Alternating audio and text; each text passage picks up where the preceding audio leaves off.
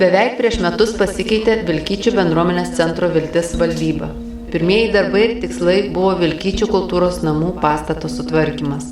Vilkyčių gyventojai jau senai čia vykdė veiklą, bet didelė dalis pastato buvo apleista, ruošėmės rengti projektą. Tuo metu buvusio mero Virgilijaus Pozingio lemiamas žodis buvo, jog projektą rašys savivaldybė, kadangi pastatas priklauso jai. Paraišką rengs Remigijus Budrikas ir apie 2012 m. birželio vidurį ji turėjo būti priduota Lamatos žemei. Taip ir likome laukti. Iki kol bus pradėti darbai, ketinome su jaunimu įsirengti bent vieną mažą patalpėlę, kad galėtume pradėti kažkokią veiklą. Minčių buvo įvairių, noro ir jėgų nebuvo kur dėti. Vietinio jaunimo dėka iš apleisto kultūros namų pastato išvežėme apie 20 automobilinių priekabų šiukšlių. Kad vėliau nebūtų problemų ir nepadarytume kažkam nuostolių, meras įsakė išsikviesti saugų seniūnę Anastaziją Orželytę ir paprašyti, kad ji užregistruotų mūsų ketinamus darbus, surašytų esamą situaciją. Kreipėmės. Ne vieną kartą, bet nesulaukėme jokio atsako. O kai Šilutės rajono savivaldybėje Virgilijus Pozingis buvo pašalintas iš mero pareigų, seniūnė visiškai atsisakė mus aplankyti. Pradėti jaunimo darbai ir dideli norai prigeso. Merės postą užėmus Daivai Žebelienei, kreipėmės į savivaldybę, norėdami išsiaiškinti, kokia situacija su mūsų patalpomis. Remigijus Budrikas atsakė, kad paraiškos nebepridavė ir savivaldybė projekto neberengs. Sužinoję šią naujieną, maždaug prieš 1,5 mėnesio kreipėmės į Lamatos žemės pirmininką Vytautą Laurinaitį. Draugiškai aptarėme visus reikalus. Vytautas Laurinaitis žadėjo atvykti jau sekančią dieną, tik pasakė, jog privalo suderinti su seniūne. Atvyks kartu, apžiūrės patalpas ir pradėsim rengti projektą. Deja, ir vėl seniūnė. Čia ji vėl nerado laiko. Maždaug po mėnesio tylos sulaukėme skambučių iš seniūnijos. Mus perspėjo, kad už pusvalandžio atvyktume prie kultūros namų. Metę visus darbus, taip ir padarėm. O čia pasirodo ir prasidėjo visos linksmybės. Atvyko merė su palyda, seniūnė. Sužinojome, jog atsiras dar viena bendruomenė, tam, kad pagal panaudą gautų antrą dalį pastato. Trečia bendruomenė nedideliame Vilkyčių kaime. Na bet tiek to, kad tik gražūs norai. Svečiai apžiūrėję patalpas nieko konkretaus nepasakė. Po kelių dienų savivaldybės tinklalapyje pamatėme pranešimą, jog vyko posėdis dėl Vilkyčių kultūros namų remonto. Į posėdį atvyko naujai besikuriančios bendruomenės pirmininkas, kunigas Vytautas Tamašauskas, saugų bendruomenės atstovai ir saugų seniūnė. Tądien mes vieninteliai šiame pastate turėjome panaudos sutartį, tačiau į šį pasitarimą nebuvome pakviesti.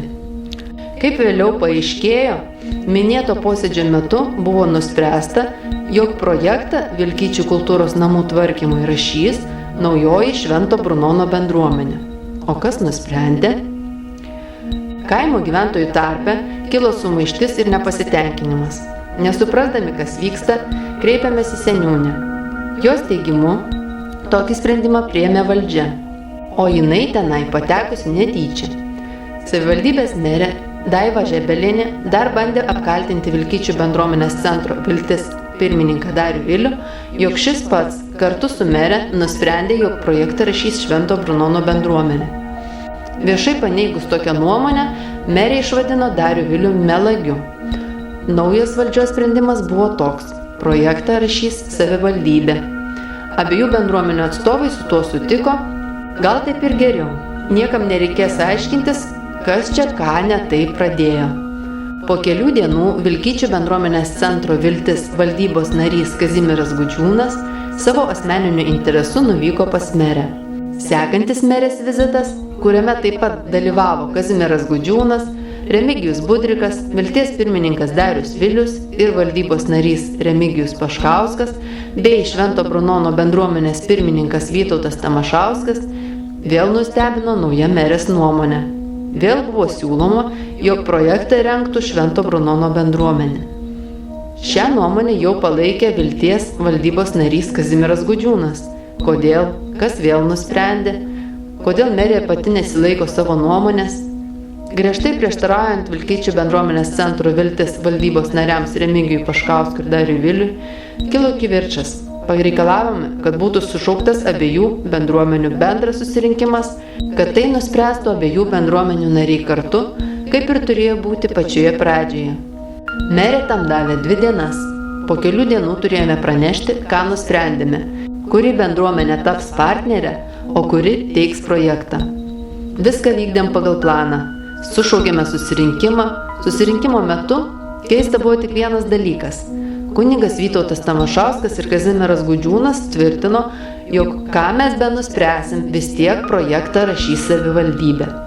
Bet mūsų susirinkimo tikslas buvo nuspręsti, kuri bendruomenė teiks paraišką. Niekas neprieštaravo, kad projekto teikėja būtų Viltis, kaip ilgiausiai kaime veikianti ir kol kas vienintelė panaudą minėtoms patalpoms turinti bendruomenė. Juolab, kad ji daugumos pastebėjimų kažkodėl buvo nustumta į šoną pačioje pradžioje. Sekantį rytą taip ir pranešėme meriai. Jis sakė, jog perduos planavimo skyriui. Manėme, kad galiausiai visi neaiškus veiksniai baigėsi. Laukėme, kol taryba patvirtins mūsų paruoštą prašymą. Bet štai ir vėl. Tarybos posėdyje apie mus nebuvo net užsiminta. Po posėdžio sužinojome, kad projektą vėlgi rašys savivaldybė. Kas vėl nusprendė? Tiesa, gerai pagalvojus, juk mes turėjome nuspręsti taip, kaip norėjo savivaldybė. Bet nepaklusom, norėjome demokratijos. Betgi Šilutės rajonas, savita respublika su visai kitokia savivalda. Norėjome skaidrumo ir viešumo, betgi čia taip nebūna.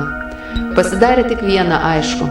Turime valdžią, kurios žodžiai nieko nereiškia, kurios nuomonė kinta paslaptingai ir be perspėjimų. Įtariame ir dėl ko.